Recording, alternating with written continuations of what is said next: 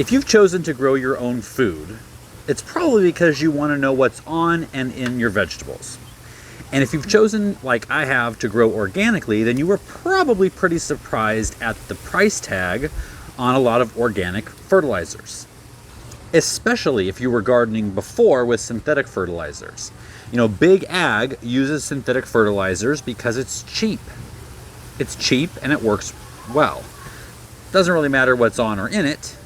It's just cheap and works well. Now, depending on how you apply the fertilizer that you're using, you could be spending a lot of money and getting little results, or spending less money and getting great results. In this video, I'm going to show you how to apply both granular and liquid organic fertilizers to get the most bang for your buck. Stick around.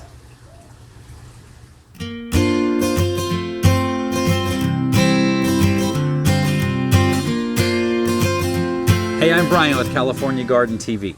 If you're looking to join an online garden community that offers tips, tricks, and support to help you grow your best garden ever, then you're in the right place. Start now by clicking subscribe and hit the bell icon so you never miss anything.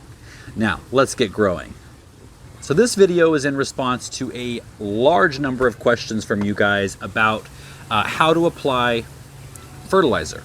And a lot of you were kind of jumped on board with the Neptunes Harvest products like I have, and you want to make sure that you're applying them the right way and getting the most for your money. And I didn't think that that was going to be able to be covered well in a frequently asked questions Friday, so I figured I may as well just make a whole video about it. So this is that video. So let's get started with some fertilizer basics, starting with the three numbers you see on every bag or bottle of fertilizer that you can buy. Now those three numbers represent nitrogen, phosphorus, and potassium. And each number is the percentage by weight of whatever those ingredients are in that container. The rest of the percentages are minerals and, things that make up the organic bulk of whatever the nutrients were taken from. Now, in the most basic way to explain this, nitrogen promotes the vegetative growth of a plant. It promotes thick, lush green leaves, and a lack of nitrogen is going to show up as stunted growth and kind of yellow, sickly looking leaves. Now, phosphorus promotes healthy roots, strong stems, healthy flowers that are going to produce good fruit and good seeds. It's vital for photosynthesis. And a lack of phosphorus is going to show up as kind of a discoloration in the leaves, usually like a purpley red color. Tomato veins, I mentioned that on the last FAQ Friday. If your tomato veins are purple, you got to bump up the phosphorus. Potassium promotes really healthy overall plants, especially the fruits and the flowers. And a lack of potassium is going to show up as weak stems and yellowing and browning of the tips of the leaves and the edges of the leaves. Potatoes and tomatoes love potassium. They almost can't get enough of it. Now you can get all these fertilizers both in liquid form and granular form.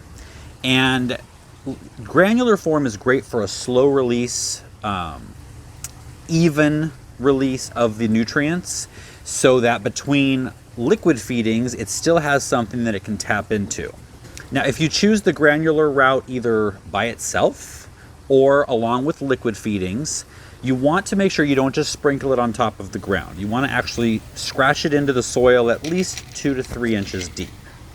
Now, granular is a great way to give the plant phosphorus at planting time.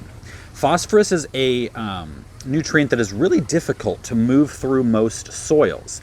And so it's nice to add it in granular form below the plant before you plant it, because that's going to give it that steady source right at the roots that it needs throughout the planting season.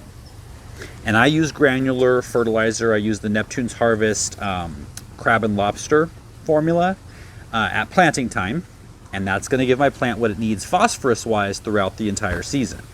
I also add potassium at planting time with a granular kelp fertilizer. You've seen me do that in any of my planting videos this season. Now for the rest of the growing season, I use hydrolyzed fish. specifically Neptunes Harvest tomato and veg formula. And I've heard from so many of you who have started trying that on your gardens, and your garden's never been better. So I appreciate hearing that. Now, if you guys are all having the same experience with that, please let me know down in the comments. I would love to know about it. Now, I'm not going to go over the products, the Neptunes Harvest products that I use, and in terms of, you know, the nutrients and why I use them. I've done that in another video that I will link down below in the video description. This video, I'm going to show you, no matter what you're applying, what brand, I'm going to show you how to do it most effectively to get the most for your money. And like I said, any quality organic fertilizer is not cheap. So you want to make sure that you're doing everything you can to get the most out of every single ounce of whatever product you happen to be using. Now, there are two ways to apply liquid fertilizer. Number one is foliar feeding, and that is fertilizing directly on the leaves. And then the second way is the traditional way where you water it into the root system. I prefer foliar feeding only because it's the easiest and most efficient way to do it. Now, you can use those types of feeders that you screw onto the end of the hose, you put some fertilizer in, and then as you water, it mixes the water with the fertilizer and sends it out. I like a little more control than that. I'm never sure that the right amount of fertilizer is actually getting into the water. Another reason I stay away from those a little bit is because you don't want water splashing from the ground up to the leaves of your plants, because that can take pathogens in the soil, splash them up onto the leaves of the plants, where they can then start to grow bacteria and fungus, and you get into a mess. Now, what I do is I use a pump sprayer like this one. You can have maybe a backpack sprayer, but something that you can control the amount of water and the amount of fertilizer that goes in there. I also like it because you have more control over where that spray is going. You can put it on a fine mist, get the tops, the bottoms of the leaves, but you don't have a lot of excess splashing into the soil and up on your plants, and a lot of runoff that will waste it. Now, you always want to foliar feed as early in the morning as possible, because what happens is during the night, the pores in the leaves open up so that they can accept the dew during the night. And then they start to close again once the sun gets high enough and starts heating things up.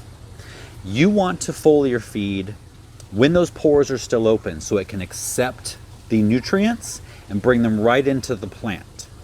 It's also good to do it in the morning because you don't want the moisture sitting on the plant all night long, because that can, start to harbor diseases and fungus problems. And again, you don't want to deal with that. So early in the morning, gets into the pores. All day it has a chance to dry off before nighttime. Now, the reason I love these products, the fish products, the Neptunes Harvest products, is because they are systemic. Meaning, if you do foliar feed in the morning, it takes the fish right into the leaves, down the stems, down the trunk, and into the root zone. So your plant gets an immediate fix. All the nutrients go straight into the plant, so you get better bang for your buck. Now, there is an end time to when you want to foliar feed, and that's when the flowers are starting to produce, because you don't want to get the pollen wet, because that can disrupt pollination. So at that point, we'd go to soaking the root zone. When fertilizing the root zone, do it really gently to avoid splashback. I use a watering can.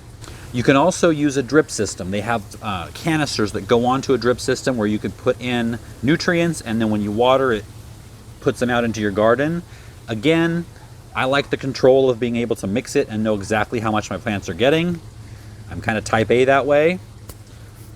No wonder I have headaches.